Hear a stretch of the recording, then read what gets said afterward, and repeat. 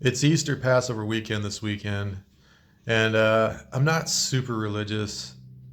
I remember growing up, we weren't very religious. We were Protestant, which I think it's sort of Christian. I don't know, but all I know is from my perspective, every year we celebrated something called Rabbit Chocolate Day, where we would just wake up and there'd be baskets filled with chocolate bunnies and candy, and I was like, oh, thank goodness for the rabbit chocolate god. And then when I got older, I learned that actually it was this was the day that Jesus died and was resurrected, and I was like, wow, that makes Rabbit Chocolate Day much more intense.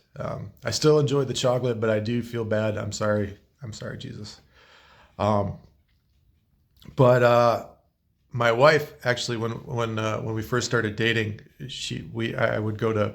She's Jewish. I would go to Passover, her in-laws' house, and we would do the readings. And the problem was I'm like not a great listener.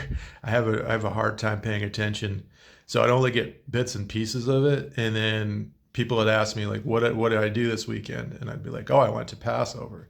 And they're like, oh, what's Passover? And I was like, uh, I think there's plagues. I want to say plagues, locusts. I think the Egyptians kidnapped the Jewish people and made them build things. And then they got a representative, like a union rep. Anyway, I think they put lamb's blood on the door and it saved them from creeping death. But so it was just like not a great retelling. But now I'm more, I got the stories down, I got the readings down, and I really appreciate the practice of just getting together and remembering a time in history that was very very hard, and then being grateful for the family and friends and the meal. So wherever you are, whatever you're doing, whether you're celebrating Easter or Passover, I hope you have a great day.